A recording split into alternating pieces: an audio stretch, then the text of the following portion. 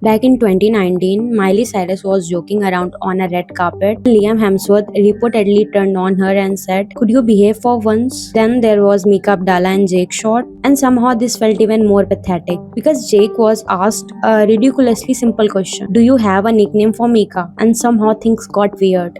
Later, hearing Mika's voice, it genuinely sounded like she was trying not to cry. Even the hosts were shocked. You could feel the awkwardness. And after seeing that clip, the breakup suddenly made a lot more sense. Hey guys, welcome to Celeb Backrooms. If you don't know Mika Abdallah, you have probably seen her as Allie Hayes in Off Campus. And if you have watched Off Campus, you already know where the rumors came from. Mika and Steven Kalen have insane chemistry on screen, the kind that makes fans start shipping actors in real life. The thing is, Steven has been with his girlfriend Victoria for over a decade now. They are still together. Nothing really points to him being involved, which is why I think people were looking in the wrong direction. Off Campus was the biggest moment of Mika's career. The show hit it big, everyone appreciated her acting, and through all of it, she was still with Jake Short, the ant farm guy. They met while filming Sex Appeal, dated for about 5 years, then got engaged. From the outside, everything looked fine, then the engagement ended.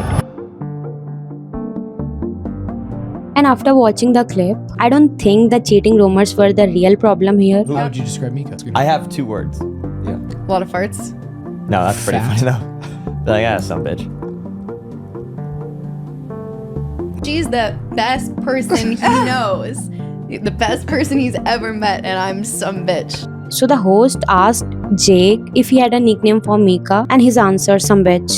Now maybe it was a joke. Maybe that's their humor, but the reaction said everything. Nobody laughed, and you could tell by Mika's reaction that she was disappointed.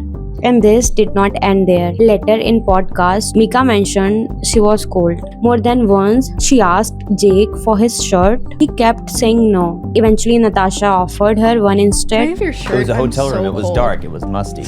Give her your Can I have shirt. your shirt? I'm really I'm not cold. taking it off. Sorry about that. I Dennis, want- can you turn off the It's gonna be AC? exposed. Please just give your. Can you turn Please off the give me AC, the Dennis, shirt. please? Your great No, tank top. please give me I'm not doing Jake, that. give her the I shirt. haven't been to the Oh, gym. I have a sweater. Do you want a sweater? Dennis, can you turn the AC off? Maybe.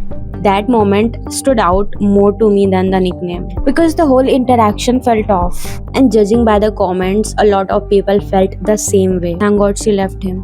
If he could act like that on public platform, then privately I'm sure it was. She probably experienced what a true gentleman looks like on the set of Off Campus. All the guys on Off Campus seem like green flags who treat women with respect. And then she probably realized her fiancé was the red flag. I'm so happy for her. She deserves to grow more. Then I found a study, a 2022 systematic review of 194 studies, found that psychological violence strongly associated with depression, anxiety, and PTSD. The CDC classifies these types of situations as intimate partner violence. Most people don't think of a boyfriend calling his girlfriend some bitch on a podcast as violence. But if that's what happens in public, who knows what goes on private? And that's where my opinion changed. At first, I felt bad because Mika's engagement ended right when her career was hitting it big. But after watching the podcast, I wasn't surprised anymore. Maybe Off Campus didn't ruin the relationship. Maybe it just made Mika realize she deserved better. Now, obviously, none of us know what actually happened between Mika and Jake. Only they do. But after watching that podcast, a lot of people came away with the same impression. The breakup didn't feel random. Tom Holland accidentally became part of this conversation. Not because he knows Mika Abdallah, not because he knows Jake Short, and definitely not because he has anything to do with Off Campus. But recently, I saw a podcast of Tom talking about Zendaya. Nothing dramatic, nothing viral. He just called her fearless. Said she is one of the best actresses he's ever worked with. I think she's the best actor going. I really think she has like something special. What have you learned from her? I think what I love about watching her work as an actress is she's just fearless. Yeah. She's just like absolutely 10 toes down. Like, I'm going to give this everything. And I think when you watch her as Rue, she could not be more different to who she is in real life. And then if you see her as Emma in the drama, it's just such a different performance, but with no less intent or passion or drive. Yeah. A British accent is tough. There's so many of them. There's just too many of them. I know. And you have to commit to one. You do. And it's hard. Zendaya has become amazing at British accents. It's actually kind of crazy. It's crazy. Z has never drank. She's never been a drinker. She's incredible. She's the best. She's the best. She's the best. She's never She's drank. so on her game. I know so much. And the interesting part wasn't what he said, it was how naturally he said it. You could tell there was genuine admiration there. Then I remembered Justin Bieber's incident. Justin admitted that during an argument with Hailey, he told her she would never be on the cover of Vogue.